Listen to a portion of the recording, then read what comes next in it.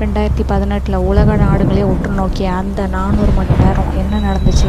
வெளிச்சமே இல்லை, வெளி உலகம் காத்துட்ருக்கு. ஆனால் உள்ள முழுக்க இருள், தண்ணீர், பயங்கரமான அமைதி. ஒரு குகைக்குள்ள 12 சிறுவர்கள் ஒரு கோச்சுடன் உள்ளார போனாங்க. வெளியில பலத்த மழை விடிய விடிய பெய்யறனால அந்த கேவுக்குள்ள கொஞ்சம் கொஞ்சமா தண்ணி உள்ள போக ஆரம்பிச்சிருச்சு. தண்ணி ஏற ஏற வெளிவரும் பாதை முழுவதும் மூழ்கிடுச்சு. உணவு இல்லை, வழி இல்லை.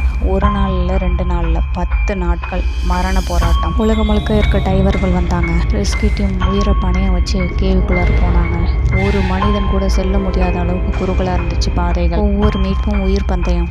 ஒரு சிறு தவறு நடந்தாலும் முடிவு நிச்சயம். அவர்களை வெளிக்கொண்டு வர்றது மிகப்பெரிய சவாலாக இருந்துச்சு. ரெஸ்கியூ டீம் 10வது நாள் தான் அவங்க எங்கே இருக்காங்கன்னு கண்டுபிடிச்சாங்க. ஒவ்வொருத்தருக்கும் மயக்க மருந்து, ஆக்சிஜன் சிலிண்டர் பொருத்தி தான் வெளியில் கொண்டு வந்தாங்க.